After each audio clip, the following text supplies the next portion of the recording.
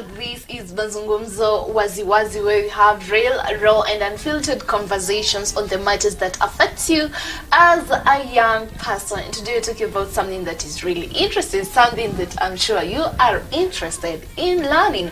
So have you ever struggled with confidence, having confidence in something when you're doing something, or have you ever got yourself doubting everything that you're doing, the way you are clothed, in the interview, but you don't have that full confidence in yourself? This is something that we struggle with as human beings, as young people, each and every day.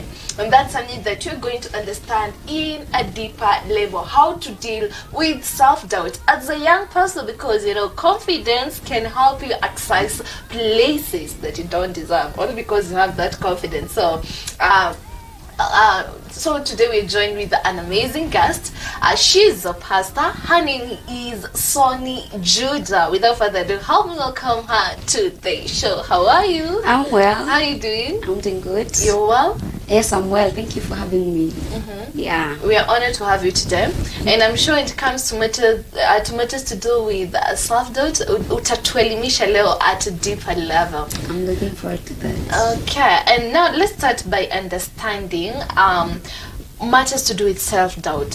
What is the meaning of when I say that I'm doubting myself? What does it really mean? From my point of understanding, when I'm talking about self-doubt, is the place of self-sabotaging yourself. You're like self-questioning yourself. You're doubting yourself. You're doubting your worth. You're not really confident with yourself as a person. Can be in diverse areas, but generally self-doubt is basically you second-guessing yourself, be it your answer, be it your look, be it... There are multiple things, but I believe it's just second-guessing yourself. The first answer is not really the correct one as per whatever you think, but in your mind you're like thinking there should be something else other than this. Yeah. Okay, I love the way you're bringing it out. That's really nice. And now, what are the signs that a person is doubting him or herself? Yeah. Number one, I would say most people that have an issue with self-doubt, or what we are calling lack of confidence, they tend to withdraw themselves, especially from the crowd of people. They're not comfortable being around people. Number one, because they feel like they feel like he placed me like I don't deserve it. So they tend to withdraw themselves, say from the crowd. They don't want to be on the limelight, camera, mambo yao. So that's the first thing. Number two, I would say maybe fear. Talk of fear, you can tell that somebody who's showing signs of fear and all that could be a sign of self-doubt. They're not really comfortable with themselves. They're not really confident with them. Yeah. Okay. And now let's get to how many times do you doubt yourself? How many times? Oh my God. Do you ever doubt yourself? Multiple times. Do the confident people in the world doubt themselves? Let me tell you, that is something that is happening to even the most confident people. At some point in life, everybody doubts themselves. Me, I can't keep count of how many times I've doubted myself, multiple times. But even the most confident people, they doubt themselves at some point in life. Just that, like the way we see things in the social media, kila mtu, Instagram, TikTok, they just, they look good. Yeah, they're trendy. I'm telling you, just smiles and all those things. But deep down, at some point in life, many people even go back to cry at home because there's just something that they're dealing with, which we can say it's just self-doubt. So everybody, including the most confident, according to us. Yeah. Because again, the most confident according to us, but given a chance to ask them, probably they'll give us a different story altogether. And now, what creates the difference between a person who is struggling with confidence and the person who is confident but doubting him or herself? What creates the difference between the two? You see, this confident person doesn't mean, as you say, doesn't mean they don't doubt themselves. Just that they don't allow their doubt to take the bigger part of them. Say, for example, I'm here, I might be doubting myself, but there's somebody who's just saying, oh, look at her. She's confident. But I've chosen not to let it out. Like, I don't want people to see that part of me. So the difference is this person mwenye anajidoubt, amekubali, like there's a umekubali mimi I'm not good enough. You've just allowed yourself to be just in that space. But you can choose to you're still doubting yourself, because again, it's not something you wish on yourself, it just comes. But I can choose, in as much as iko mimi na mimi kusonga nayo. People will never know, I will never show it out there. Why? Because once you start moving, doubt begins to just go down and down. Inaanza kupungua. The worst you can do to yourself is you're doubting yourself and you just decide, acha nikae hapo. It won't change, actually it will grow even worse. But once I decide to move, mi naenda nayo, that makes the difference. So even this confident person we're thinking of, at some point they doubted themselves, but they decided, me, I won't sit here. Let me give a good example, because again, I'm a pastor. Okay. David is the best example I would start by. You see, David, when we know about the story, tulijua hii story tukiwa, Sunday school, David and Goliath. I believe it's not that David was so confident in himself that he knew he would face Goliath. No. What he knew is that we're going to get to that, let me not go ahead of myself, but he knew he had confidence in somebody bigger than him, not just a physical. But David would give us a good example. Whatever the rest of the Israelites were fearing, he decided, I won't fear, let me take a bold step. I would rather fall while trying than just stay there and not try. So that should be our guide, that should be guiding us. I would rather fall while trying rather than fall, in nikikatu hapa, I'm failing. Yeah, you're not trying. I'm not trying. I would rather try and fail and let it be said, manzi alijaribu. Hata kama alishindwa, alijaribu. But better siwezi taka kwa ile yenye hata hakujaribu. That's even worse. So you'd rather try and then fail. Because most of the time self-doubt will make you feel like it's not worth it. Why should you even try? It's not even worth it. You don't deserve it. Yeah. You're not the most preferred, you're not the best, alafu it makes you see like kuna wenye wanafaa. When I deserve, like, kuna growth.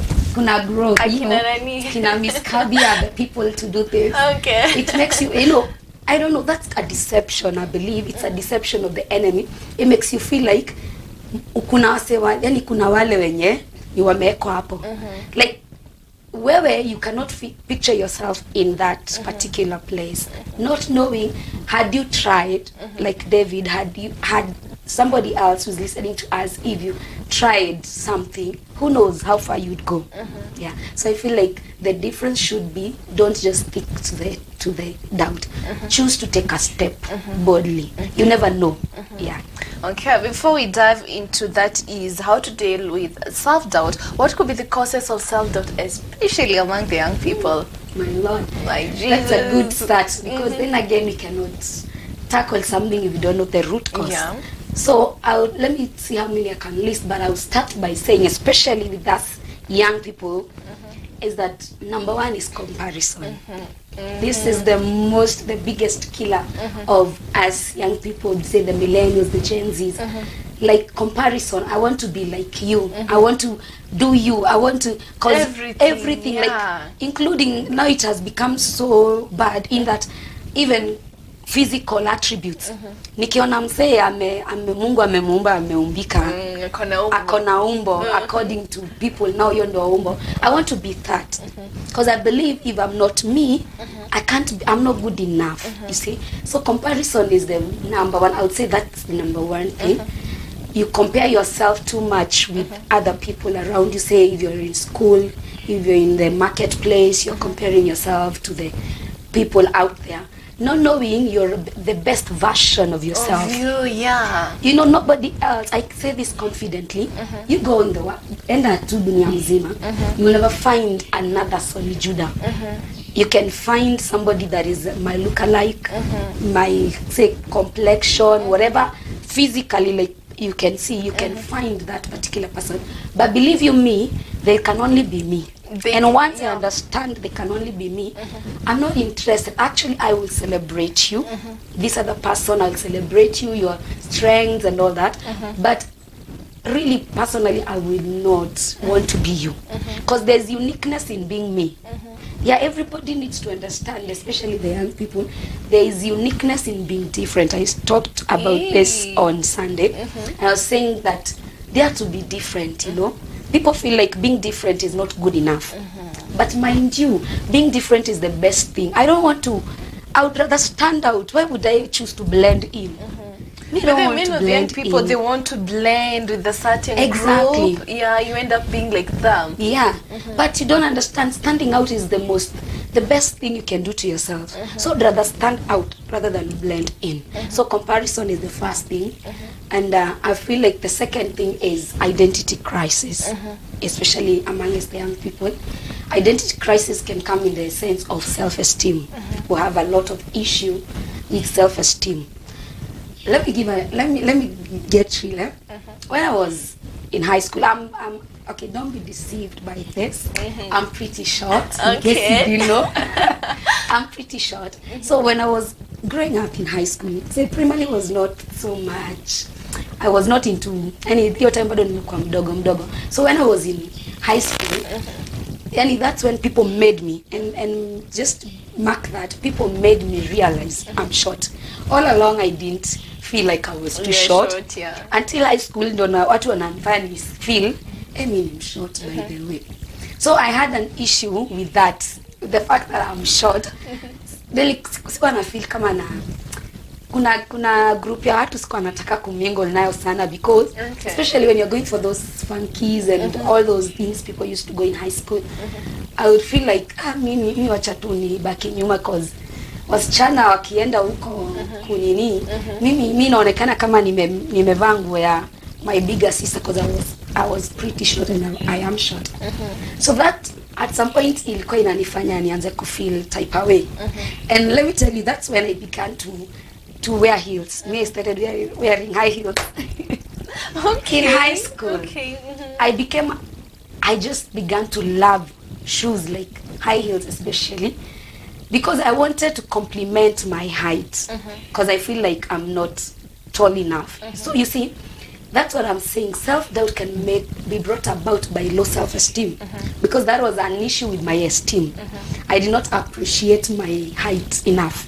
You see, so self-esteem is something else that can cause rather, us to sabotage ourselves. Okay, so let's go for a short break. But before that, guys, please tell me, what are you learning today? What have you learned in this first section? And I can see the people who are watching us.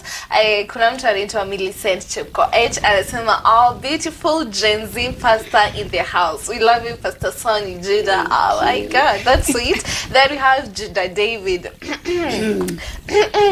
Anasema, I'm here to learn. Then we have that is Celestine Favor. Anasema, choose to take a step.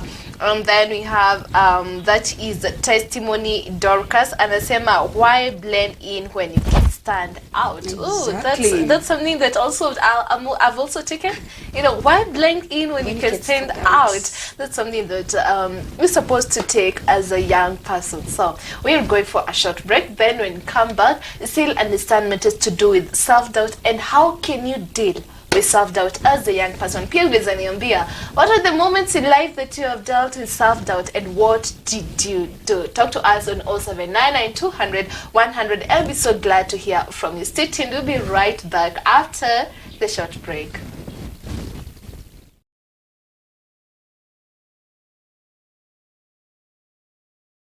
And welcome back. This is Mazungumzo Wazi Wazi, where you have real, raw and unfiltered conversations on the matters that affect you as a young person. Today we're talking about that is dealing with self-doubt. How many times in a day do you doubt yourself as a young person? Ukienda kazi, do you doubt yourself when you're dressing, a dressing code and everything? Do you doubt yourself even with your hairstyles?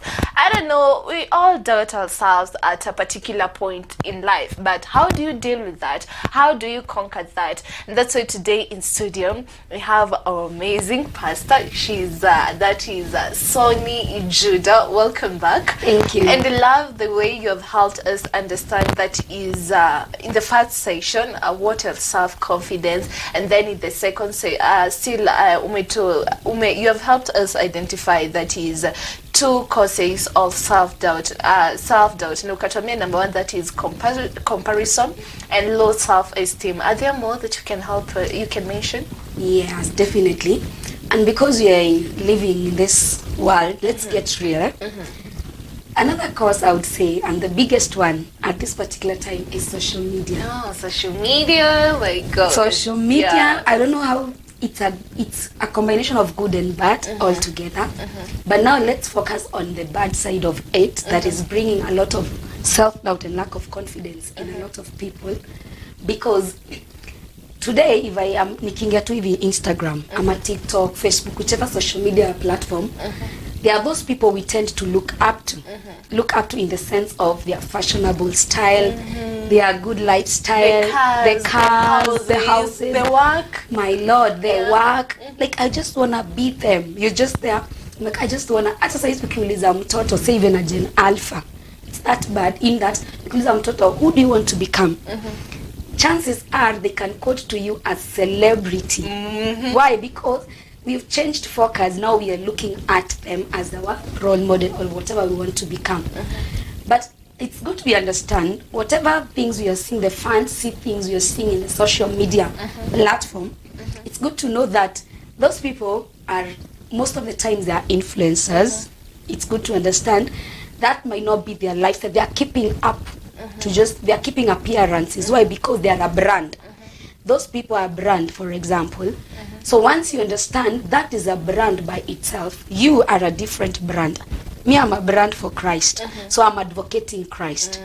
Equally, there's somebody out there who is a brand to something different. Say maybe it's the cloth line and an advertise and influence, ni magari. So you will always go all out to advertise your brand. So social media has confused many people, especially the young people, like right now, that you feel like if I'm not driving, this particular car. That car. And it's good to have, ambitions. And it's good at the end of the day, it's good to have dreams and ambitions. We all want soft life. Kila mtu anataka soft life. Almost everyone. Almost. If you don't want it, guys, just bring it to me. We all want it. Yeah, it's true. But there's a thin line between desire and you just worshipping. You can desire something, but you can worship it, which should not be. So it's good to desire a car, but you cannot worship somebody at the expense of I want their life. So if people are, the social media platform imetuonyesha that if I'm not dressing like so and so, if my hairstyle is not like, you see, like I was making my hair last week, and while I was making my hair, the salonist showed me a photo. Alituma picha hapo. It is a photo of a celebrity in a certain hairstyle. So akaanza kucheka kaniambia ati Sonnie nini vitu watu wananipea stress. Like huyu mtu amesema nataka itoke exactly kama ya nani. Na anasema kama ya nani. Why? Because sometimes it's good to understand even what goes well with you and what can't go well with you. Because this person, the salonist, shida yake haikuwa kumshuka. Shida ilikuwa it won't go well with her. Because again, it's good to understand yourself and just know what is your strength and your weakness. So me personally, there's some things I won't do because people are doing well because it doesn't sit well with me. Equally, people think that whatever iko sawa kwa social media, as long as Miss Kabi amekwa your hairstyle, as long as you're applying that lipstick, as long as you're doing this or that, I should equally do it, not understanding we are different brands. So social media has really influenced many people in matters of self-doubt and confidence. That if I'm not dressed up like so and so, kama ukuli kama wao. You see, kwanza siku hizi kuna watu wana diet, wako na specific diet. So wewe because haukuli kama huyu, you feel like no, I'm not good enough, and that's where pressure is coming from. Depression has become something like ni real. The rest it's not depression. Pastor anasemanga hakuna, our pastor Nelson says this, that hakuna kitu kama depression. It's just you trying to live above your means. So just live, he says live your size part time. Once you live your size part time, you won't create room for the influence and the pressure that is coming from social media. Sure. So what I'll say is that social media is really one of the biggest, or rather cause, Why? Because it's iko hapa tu. The moment I just get to my phone, the first thing that pops up is something that will give me pressure. If I've not been able to just suppress the pressure of the society, the social media. So you can choose just to say, I can desire a lifestyle of somebody, but if I'm not there yet, it doesn't mean that I'll be here forever. It's good to desire, it's good to look up to people, but let there be a difference that don't worship, don't divert from your actual life only because you just, that is the line you want to. So just desire it and work towards it. Yeah. Okay, before we dive that is into the courses, how to deal with self-doubt. I can see there are people who are watching. Kuna Wainaina John anasema copy and paste is a killer of focus. I agree, my goodness. That's true, right? Yeah, very copy true. And pasting. It's You're a not killer. authentic. Imagine. Authenticity is sweet, right? It must be, because it's good that people identify you with authenticity. Nobody remembers somebody that is just copying and pasting, because again, we will only remember the person when you come up with the authentic idea. But if you're coming up with somebody else's idea, we won't pay attention to you. So authenticity, I think, is the most great thing to be, because people will remember you for that, not you. People won't remember you for copying. Nobody is interested with that. We have already seen it before. That's true. So why would I come back and watch it again? I want something different, because every day is a learning day, it's a learning experience. So I said something, I remember that if you choose to compromise, you're killing. It's a compromise. I want to quote whatever John has said, that copy and paste is a killer, yes, but also compromising to become like somebody else is also a killer of destiny. It's true. Wow. But if you stick to authenticity, I'm running my race, you have your race, it's me.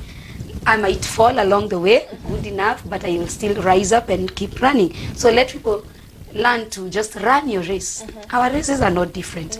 Because again, if we are reading, if our lives is a book, you might be on page 2, I might be on page 50. Page 50 might be more interesting than page 1, or rather page 2. So why would you rule out your life because you're not, me and you are not on the same page? Because again, mimi I started somewhere.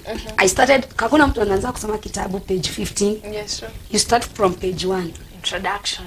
Lazima uanze na introduction. Even the worst part in, nanga nika people don't read the acknowledgement, the forward. Actually, the forward. I don't know if people read that page. Okay, the book was forwarded by so and so, and then there's the acknowledgement. You see, people really don't pay attention to that. People just want to go, okay, where is this person talking about? Where is the succeed, exactly. You don't read the feelings of this person. No one wants to read that. Yeah. But I should be able to start there. Why? Because when I start from the beginning, I'm building myself up. Any house that is built needs a strong foundation. Okay, great. So if your foundation is shaky, the building will not stand. So when you're starting from the start, you're building up your foundation. And that's what people are not ready for, especially the young people. We just want to rush. Take a foundation. Take a foundation. The only foundation we want is now. That's the only foundation we're interested in. But the foundation whereby I'm being founded, I'm just being, unajua kwa foundation we don't really, hakuna kitu smart inakuanga hapo. Unaona tuma vitu zimemwagwa. But that building, in as much as itakuwa smart, haita stand kama haina strong foundation. So let's work on a foundation. Don't be in a rush. Just run your race. Read your book page after page. I will eventually get to where you are. If you're at page 50, I'll get there eventually. Nitasoma tu pole pole. Yeah. Also, I can see kuna that is Pastor Armstrong Nelson, anasema our very own Gen Zion pastor. Anasema Gen Zion pastor, and then you have that is Joy and Jerry Ameka fire. The content is on fire. Thank you so much, guys, for tuning in. Continue sharing that link with friends, with everybody on social media, and let's learn on matters how to deal with self-doubt. And now talking about self-doubt as well, tumeongelea the causes. Yeah. How can people deal? What are the practical ways? Help us explore the practical ways on how the young people can deal with self-doubt. Right. So me, I believe once you understand what is the cause, you need to do the opposite of it. When it comes to comparison, I would say if you come to understand who you really are in Christ, because people fail to understand, mimi kama Sonnie, who am I really in Christ? The Bible says in 1 Peter 2:9 that you are a chosen generation. I'm a royal priesthood, I'm a holy nation. Once I understand I am chosen, like imagine in the midst of many, do you know the word chosen means like I was handpicked. In the midst of millions and billions, I was handpicked. Like I'm that special, I'm that unique. So once you understand who you are from a point of knowing who God says you are, because then again I say that the cheapest thing in life that anybody else can afford is an opinion. It's free. Everybody has an opinion, and it's allowed. It's free. So you should not allow the opinion of people shape who you are, because that's what happens with most of the young people. Like because teacher wa high school aliniambia wewe huwezi kuwa kitu, wewe you're stupid. You know, many people have spoken many things into our lives that tumezi carry with us. We have accepted that's who we really are, but have we really gone back to the founder of this whole thing, the one that created us and the one that really wrote my script? Because people might have a different script of who I am according to them, and it's free. They're allowed their opinion. But who does God say I am? Wow, that part. Who does God say I am? Because I think this is, for me, this is what works. In as much as people might have an opinion about me, I really don't feel like inaweza nishake. Because it's okay, it's free, you can have it. But I will not allow it shape me. If you're not comfortable with my complexion, the Bible says I'm fearfully and wonderfully made. Exactly. If you're not comfortable, I used to have an issue with my dental formula. Okay. I used to smile like this. Why? Because I have this, I don't know how what inaitwa aje, but in Kikuyu we call it home. So I was never comfortable. I would never smile until I could laugh out loud in front of people. I was so used to doing this all the time because I was never comfortable. Why? Because somebody had, you know, alikuwa comment on it in a negative way. But then again, I came to understand that thing is unique. Why not just stand out in that uniqueness, you see? So when you understand the opinion of people is free, don't carry it with you. It's a baggage by itself. The only opinion you should carry with you is, who does God say I am? And that's what I've said in 1 Peter 2:9, that the Bible says you're a chosen generation.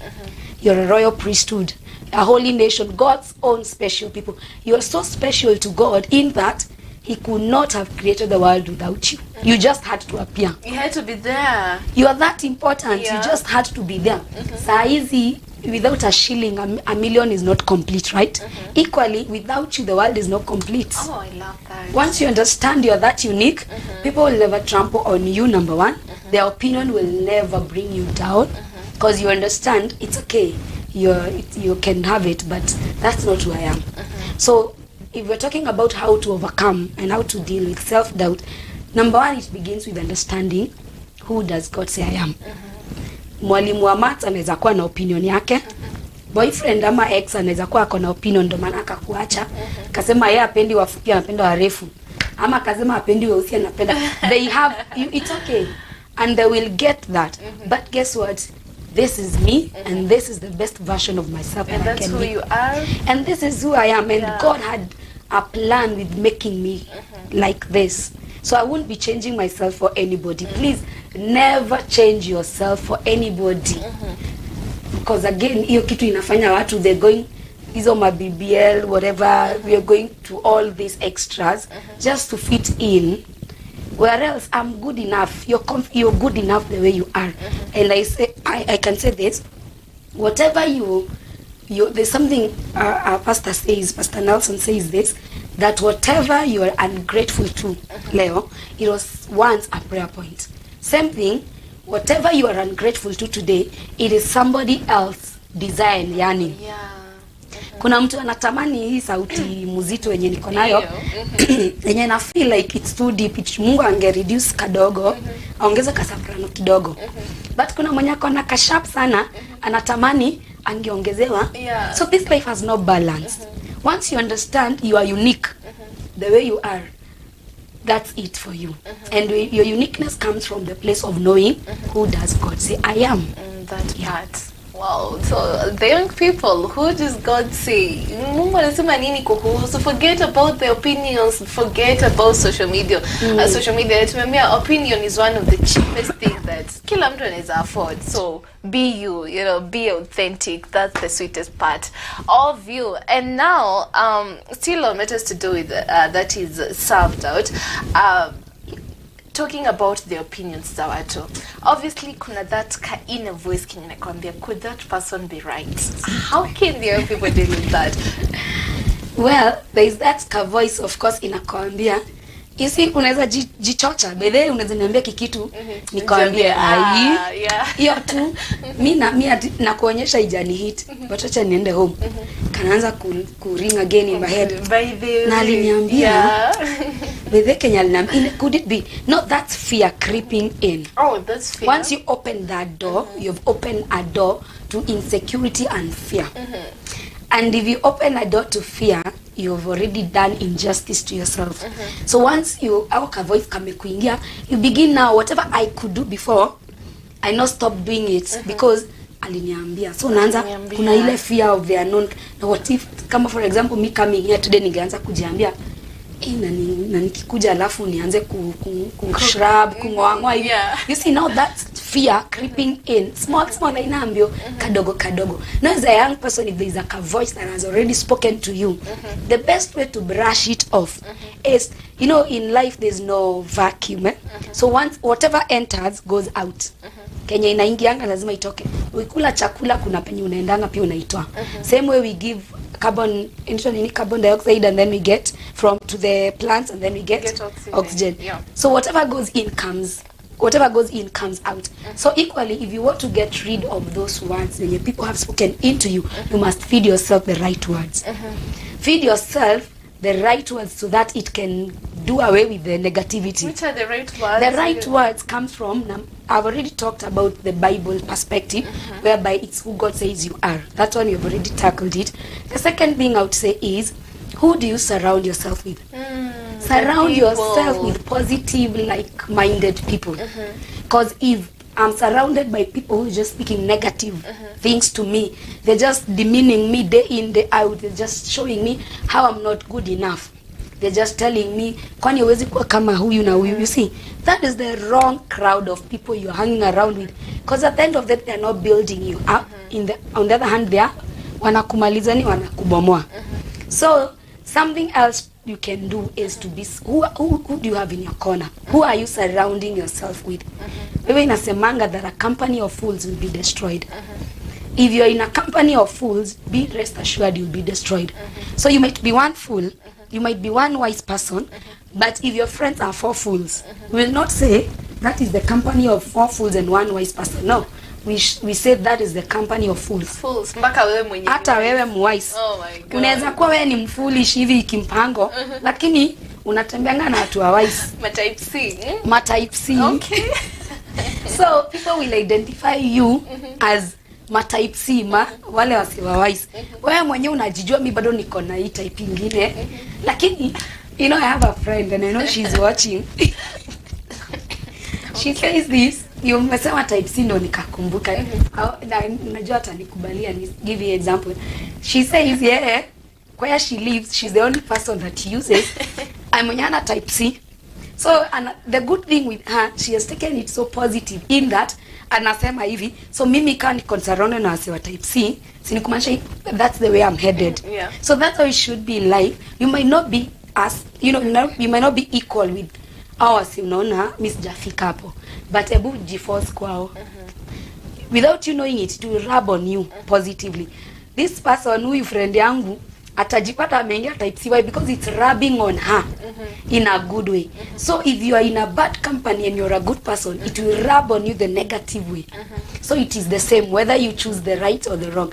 So if you want to overcome those voices that are surrounding you, wewe jiforce kwa hawa watu wenyewe wanaongeanga big things. You see, kuna watu wanaongeanga vitu kubwa kubwa, unashinda huyu anaishi dunia gani? Kwa dunia nyingine inakaa kama ni kujichocha, lakini huyo mtu Kenya anaongea saa hizi kama Joseph in the Bible. Joseph, when he was young, he used to speak about to his brothers that, oh, naona the dream he shared that you will be worshiping me, and they hated him. The Bible even says they hated him the more. Why? Because Kenya alikuwa anaongea ilikuwa inakaa kama anajichocha. But eventually it came to pass. So whatever you surround yourself with, be rest assured is going to rub on you, whether positively or negatively. Yeah. Wow, that's powerful. That's great. And I know there are many people who are watching us, the young people. There's that one person who is struggling with self-doubt. What would you tell them? What I would tell them is this.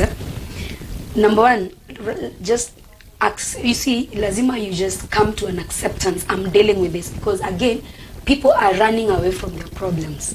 So once you identify, I have an issue with self-doubt, understand where is it coming from? Is it from a place of comparison? Is it from a place of fear? Is it from a place of criticism, even from people? Once you figure out wherever it is coming from, now you can now be able to fix it head on. Because let me tell you, you might try to run away from it, but eventually you have to face it. That's part of you have to face it, whether you like it or not. Because the issue is not you falling, the issue is not you being down, the issue is me. You see, when nikianguka saizi, if I fall down right now, the issue is not me falling. The issue is what will I do after I fall down. So what you do is just you rise up, dust yourself and go. Equally, if you're dealing with self-doubt, you have already come to terms with it. Okay, I'm dealing with it. I'm not comfortable with this or that. Well and good. But what do? Start moving. You cannot be comfortable in just being in the same spot because I'm not confident with myself in this or that. I will just settle at that. No. The thing you need to do is just start walking towards whatever you want. There is this side of doubt and there is this side of what do I want to be. So this, I will stop focusing on this, whatever is making me doubt myself, and now I'll begin to focus on how can I better myself to be that. Because the worst mistake you can do to yourself is doubt yourself. Yeah, sure. Opinion iko sawa, tumekubaliana, people are allowed, it's free. Yeah, every other thing around you externally is okay, but internally, if you're doubting yourself internally, mimi kama Sonnie najidoubt like, can I really, am I good enough? If I doubt myself, that's the most dangerous injustice I can do to myself. So I should rise and start walking towards bettering myself. I might not be eloquent. This might be my doubt that I'm a stammerer, even like Moses. I may not be good enough in a particular thing. But what can I do to better myself? There is always something I can do to better myself. But it starts from a place of nimekubali. Kubali. Stop beating around the bush saying, oh, mi nakwanga hivi. Tunajua. It's my weakness. We know. Unakwanga hivo. But for how long? We are watching. For how long? In 10 years, we will not be telling us, nakwanga hivo. At some point, you need to change. So, me, I would say to this person who is, struggling with self-doubt, start moving. Start moving. Towards the change you want to see.